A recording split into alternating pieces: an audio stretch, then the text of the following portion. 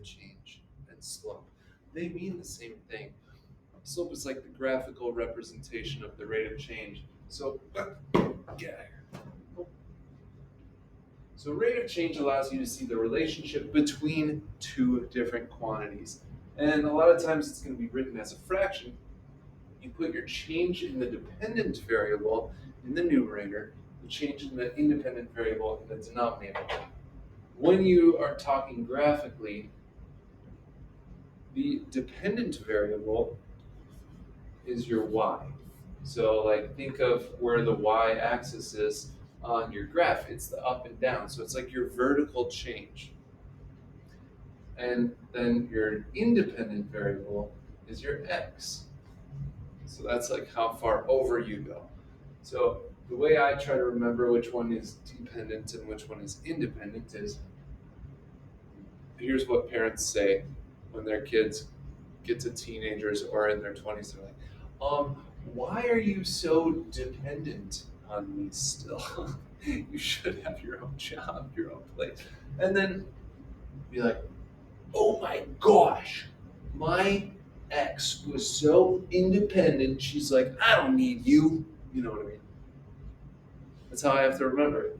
Now, those aren't true statements, but that's just how my brain has to remember it.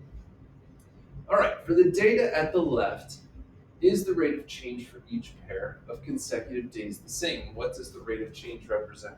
So let's look at the data if.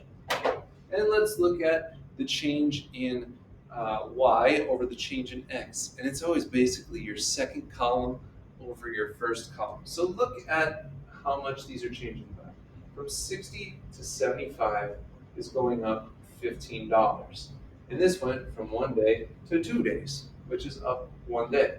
So if we divide those, 15 over 1 is 15. Let's check the next set.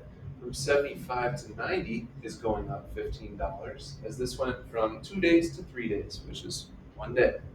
15 over 1 is still 15. We check the next set from 90 to 105. Yep, that's up 15. And the days went up by 1. So that would give you 15.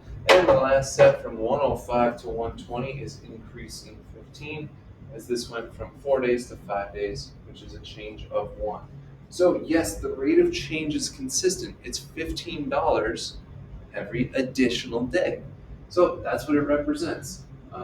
$15 increase per additional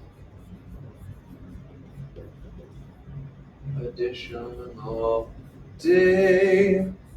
So if we were to say, well, how much would it be for 6 days? Well, at 5 days it was $120. So if you added $15 more, that would be $135. All right, check this out. Find the rate of change using days 5 and 2. Let's look at 5 and 2. If I can erase here. So if you look here, from $75 up to $120, that's going up $45. So it increased $45. Now let's look at the days. The days went from 2 to 5, which it went up 3 days. If you divide 45 by 3, it still comes out to $15. So it still has the same rate no matter which set of data you are looking at, or if you're classy, data. Does finding the rate of change for just one pair of days means that is the rate of change for all the data? Explain. Let's say we had a table where it was like 1, 3, 2, 5, 3, 7, 4, 11, 5, 14. Now, if I was just like, oh, well, from 3 to 5 is up 2, and this one up 1, whoops, and 2 divided by 1 is 2.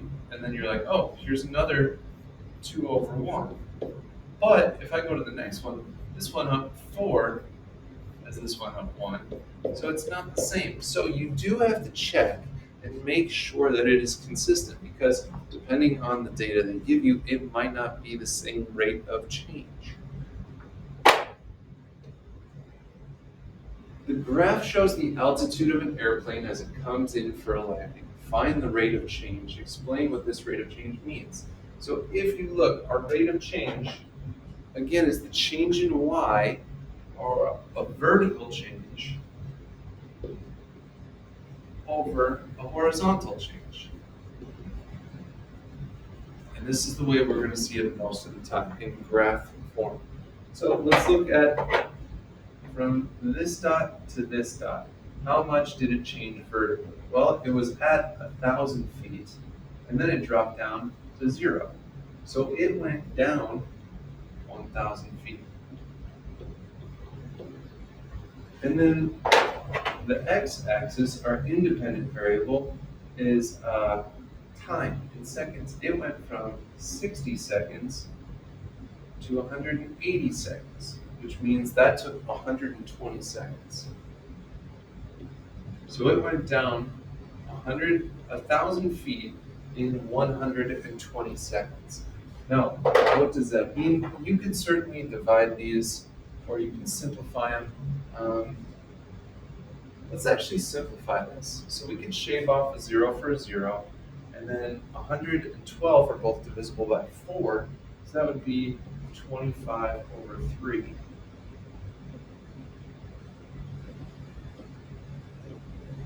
Now what does that mean in this graph? Well, let's look at the labels. The airplane landing. So it's decreasing or flying down or dropping 25 feet every 3 seconds. The plane is descending 25 feet every 3 seconds.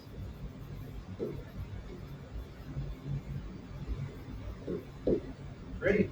All right. Let's try the next one out. Find the rate of change in the data in the graph.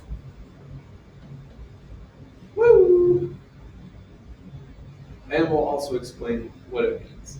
So we can choose any 2 points. If 0 is an option, I usually choose that because it's easy to work with.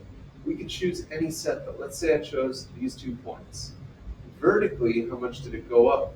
Well, it went up from 0 to 100. So it went up 100, and that is miles. And it went from 0 hours to 2 hours. So it increased 2 hours. Now, what does that mean? Well, if we simplify that, that comes out to 50 miles for 1 hour. And we're talking about a moving automobile. So the car travels, or the car is traveling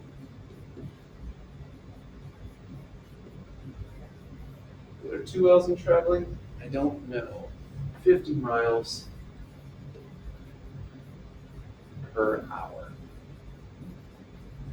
That was fun. That was fun. Let's see what else we got. Again, here's the way you're going to see it more of the time. You're going to see it represented graphically, and you're going to have to find the slope, which again, the slope is the vertical change over the horizontal change. Or what you'll see most of the time is this rise over run. You always read it just like a book, from left to right. So if it's going up and to the right, it's positive. If it's going down and to the right, it's going to be a negative slope. So look, they kind of have these marked, but it's okay. You can always choose any points with these linear functions, and it would reduce to the same fraction. So from left to right, this went up 2 units and over 5 units. So up 2 over 5.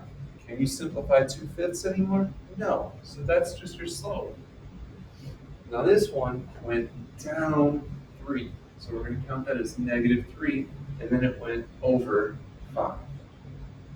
So again, always read it from left to right. So let's try these out. These ones aren't hard for us already. We're going from left to right. Let's see how far this went up. 1, 2, 3, over 1, 2, 3, 4, 5. 3 over 5, we can't simplify that anymore. Look at B. Is that a positive or negative slope? It's going down and to the right, so it's going to be a negative slope. So this went down 1, -1, over 1, 2, 3, 4, 5, 6. So the slope is negative 1 over 6. Pretty easy, right? Count from left to right, rise over run. And then you can also just be given two coordinates. So there's a formula for it. Remember, the rise is the y-axis. The up and down part of the graph is the y.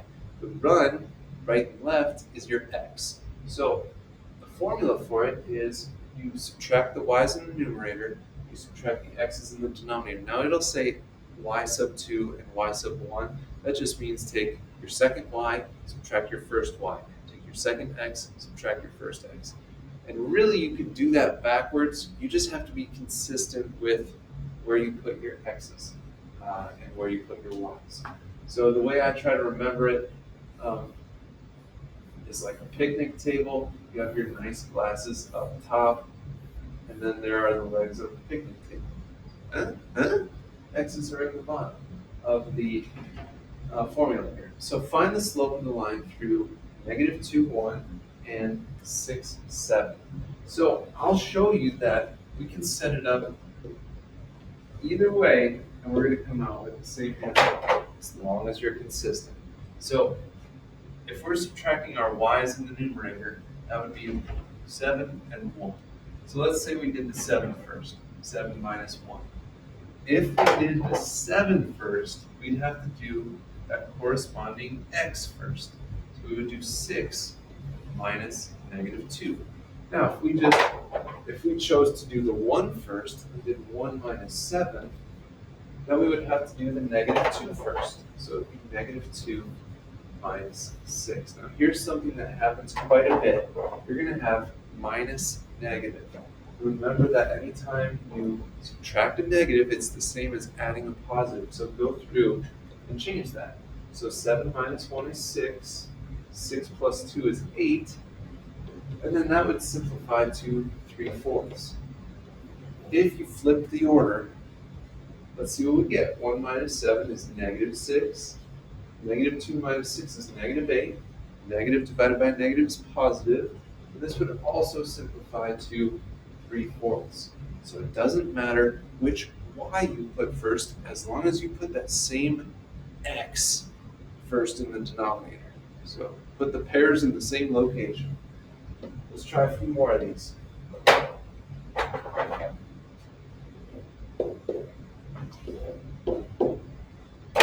Put our y's in the numerator. Our y's are 7 and 5. We just have to make sure we do our x's in that same order. So we did 7 first, so let's do 4 first. 4 minus 2. 7 minus 5 is 2.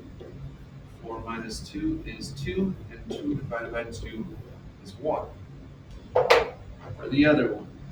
Let's mix it up, and let's say we did 4 first. So it'd be 4 minus negative 2.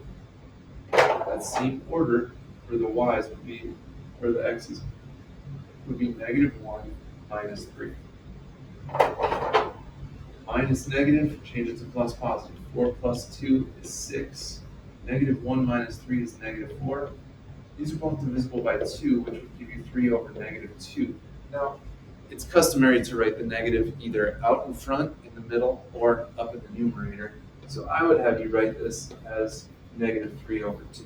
They mean the same thing. You're just not typically going to see the negative in the denominator.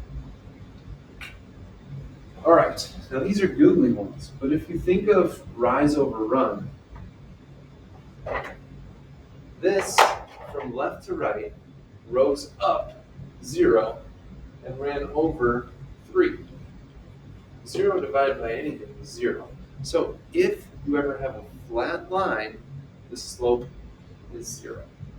Now if you check this one, this rose up 3 and ran over 0. If you try 3 divided by 0 in your calculator, it'll say error or undefined. You cannot divide by 0. So anytime you have a vertical line like this, it's going to be undefined. So vertical line, the slope is undefined. Flat line, your slope is 0. Think of if you were snow skiing on the slopes. And if there was a slope of 0, you would just be standing there not enjoying yourself. But if there was a cliff that went straight up and down, you wouldn't even bother getting your skis over there, right? It's an undefined slope, certain injury if you're going to ski off that cliff. Don't do it. Wouldn't recommend it. So, flat line is slope of 0. Vertical line, like B here, is undefined. And then we just have like kind of a sum up. So again, left to right. If it's going up and to the right, it's a positive slope. If it's going down and to the right, it's going to be a negative slope. If it's flat, like when you're skiing, the slope is 0. You're not going to have much fun skiing that.